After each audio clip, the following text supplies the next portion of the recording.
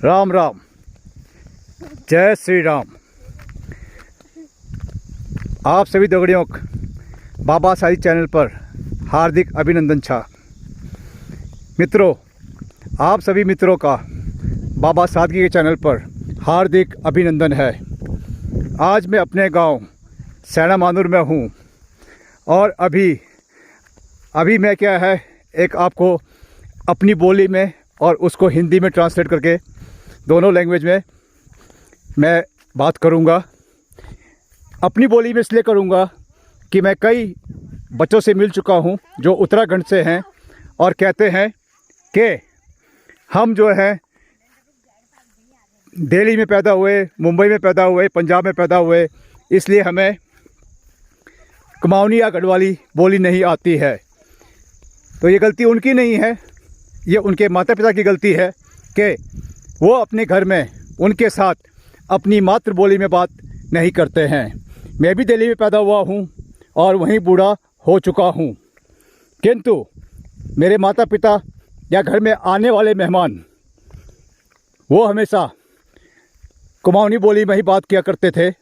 तो जितना मुझसे सीखा गया वो मैंने सीखा है। तो ध्यापन लग रहा हो असोजा में है और खेतों में काम करने लग रहा हो, काम करना हो रहा जोर। हमारे उत्तराखंड में इस समय असोज का मेला लगा हुआ है और इस वक्त गांव में रहने वाले खेतों में काम करते हुए बहुत ही थक जाते हैं। बहुत बिजी लाइफ है गांव वालों की, खासकर महिलाओं की। घड़ी की सुइयों के साथ उन्हें भागते रहना पड़ता है। अभी जो है आप मेरे गांव का नज़ारा देखिए। अभी देखिए ये घास है और ये भतीजी है अंजलि। अब इस घास के अंदर क्या है क्या नहीं है ना ये जानती है ना मैं जानता हूँ, लेकिन हम दोनों ने स्लीपर पहने हुए हैं और हम उसमें पाँव रख के आगे बढ़ रहे हैं। ये सारी जो कृपा है ये हमारी माँ मानिला की। अभी मेरी धर्मपत्नी जो शहर में रहती हैं, गांव नहीं देखा है, और साथ में है चाची जो है प्रोफेसर। आज उनको सिखाएंगे घास काटना और घास के गट्ठे को सर पे लेके घर पहुंचना। और अभी हमारी चाची एज ए गाइड सबसे आगे हैं। घास हमारी कमर तक आ रहा है और ख़तरा मैंने आपको बता दिया कि इस घास के अंदर क्या हो सकता है, हो भी सकता है और नहीं भी। अभी नहीं हो सकता, अभी शाम हो गई, अपने फिर चले गए। सब हमने छोड़ दिया है अपनी कुल देवी माँ मानिला के ऊपर। आप देख रहे हैं जंगल सा बना हुआ है यहाँ पे। अभी हम अपने खेतों में हैं, चहु और हरियाली है, मौसम का मिजाज बदल रहा है, ठंडी हवाएं चल रही हैं। यह है देवभूमि उत्तराखंड और ये घास की कटाई शुरू हो चुकी है। सबसे पहले हमारी चाची जी हैं जो वाइस चांसलर हैं फार्मिंग की, और ये हमारी बेटी हैं जो प्रोफेसर हैं घास काटने की, और ये एक स्टूडेंट है जो शहर से आया है। काटने को ये भी काट सकते हैं, अभ्यास नहीं है, किंतु करत करत अभ्यास हो ही जाता है। यहाँ स्पीड है, वहाँ भतीजा ज़्यादा स्पीड है और यहाँ स्पीड थोड़ा कम है, क्योंकि पहली बार दराती को पकड़ा है घास काटने के लिए। मेरे गांव का नाम है सैना मानूर। ये पट्टी वाला सल्ट में है और इस एरिया में सबसे ऊंचाई पर मेरा गांव है। मेरे गांव ने भारतीय सेना को 6 ब्रिगेड दिए हैं। कितने कर्नल, कितने लेफ्टिनेंट कर्नल, कितने मेजर वो मुझे मालूम नहीं है, क्योंकि जो हायर रैंक है हम उसको ही सलाम करते हैं। तो इस गांव ने 6 ब्रिगेडें दिए हुए हैं भारतीय सेना को। लेकिन अभी इस गांव में कोई भी ब्रिगेड साहब नहीं रहते हैं, वो सब इस गांव से बाहर हैं। बहुत बड़ा गांव है मेरा और बहुत नामी गांव है मेरा। वो क्यों है वो सब आपको मैं स्टेप बाय स्टेप बताऊंगा। अभी आप देखिए सिर्फ घास काटने का नज़ारा।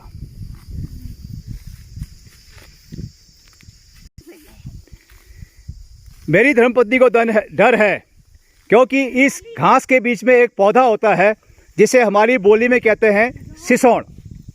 जब हमारे बच्चे शैतानी करते हैं, समझाते समझाते वो उनकी खोपड़ी सही काम नहीं करती है, तो उस सिसोन को पकड़ के उनके शरीर पे थोड़ा सा घिस देते हैं या एक हल्की चोट मारते हैं। उसके बाद वो बच्चा कम से कम आधे घंटे तक बिलबिलाता है। वजह क्या है? खुजली होती है और दर्द होता है। उसका एक ही इलाज है। अगर आपको जुकाम लगा हुआ है, आपको उस बच्चे को जुकाम लगा हुआ है, तो वो अपनी नाक निकालेगा और जहाँ सिसोन लगा है उस पे उसको घिसेगा, तभी उसको रिलीफ मिलेगा। सिसोन की एक और भयंकर सज़ा है। अगर उसी सिसोन को पानी में भिगा के मार दिया जाए तो सोने पे सुहागा होता है। अब ये जो सिसोन है, इसका एक अवगुण ये है कि ये शरीर पे खुजली पैदा करता है, जलन पैदा करता है, दर्द पैदा करता है। लेकिन इसी सिसोन का दूसरा फ़ायदा भी है। वो क्या है? इससे बनती है हर्बल टी। तो वो हर्बल टी जो है शरीर के लिए बहुत लाभदायक होती है। इसे ही कहते हैं कि हर गुणी के पास अवगुण होता है और हर अवगुणी के पास एक गुण होता है। अच्छा, मेरी चाची जी ने बताया है कि उससे जो है स्वादिष्ट सब्जी भी बनती है। गढ़वाल में भी इसकी एक रेसिपी है, एक स्पेशल डिश है। वो दाल कोई एक तूर उसका चाची उसे क्या बोलते हैं, वो गहत की दाल के साथ में सिसोन को मिलाया जाता है। कितनी मात्रा में मिलाया जाता है वो मुझे मालूम नहीं है। मेरे मित्र हैं जो गढ़वाल के हैं, एक दिन बातचीत में उन्हें बताया मुझे कि अगर आपने एक बार सिसोन मिली हुई वो दाल खा ली तो आपके पूरे शरीर का खून की जो स्पीड है वो इतनी हाई हो जाएगी कि आपको खुद एहसास हो जाएगा कि आपका खून किस गति से शरीर में दौरा कर रहा है। तो सिसोन जो है बहुत फ़ायदेमंद है। बच्चा अगर शरारती है तो उसकी बुद्धि को उसको कंट्रोल में लाने के लिए आप एक शस्त्र के तौर पर तैयार कर सकते हैं। अन्यथा आप उसको भोजन के रूप में इस्तेमाल कर सकते हैं, दवाई के रूप में आप उसको इस्तेमाल करते हैं। चारों तरफ हरियाली ही हरियाली है, क्योंकि बरसात के बाद अभी जो है यहाँ पे पानी की भरमार है और उसी का नतीजा है कि चहु और हरियाली ही हरियाली है। यहाँ पर अभी ऑक्सीजन की मात्रा बहुत अच्छी तादाद में है, तो मुझ जैसे मेहमान के लिए बहुत लाभदायक है।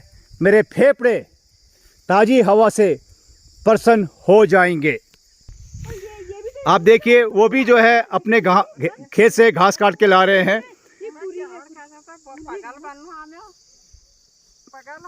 क्योंकि ये असोज का महीना है और महिलाओं के लिए ये महीना बहुत ही कष्टदायक होता है, क्योंकि उन्हें ज़रूरत से ज़्यादा मेहनत करनी होती है। उनके पास आराम करने का समय नहीं होता है। अभी एक बात जो मैं कहने जा रहा हूँ वो आपको शायद बुरी लगे, किंतु सत्य कहने में मैं कभी हिचकता नहीं हूँ।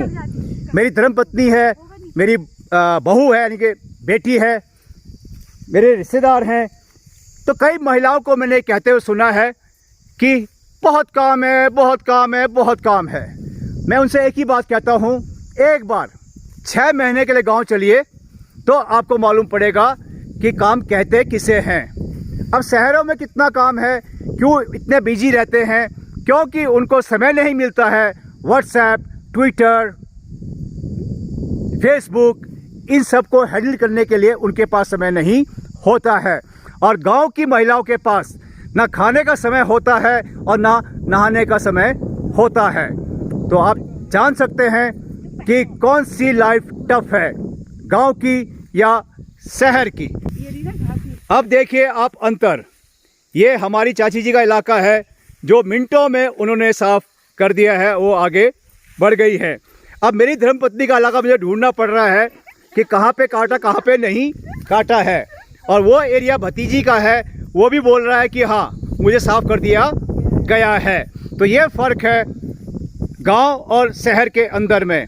ये जो बेटी है मेरी, ये अभी 12वीं कक्षा में है, ये स्कूल भी जाती है, घर का काम भी करती है, खेत का काम भी करती है। किस लिए? अपनी दादी को मदद करने के लिए। और दादी इतनी स्ट्रांग है कि वो बोलती है मैं भी जवान हूँ। देखिए क्या स्पीड है हमारी चाची जी की।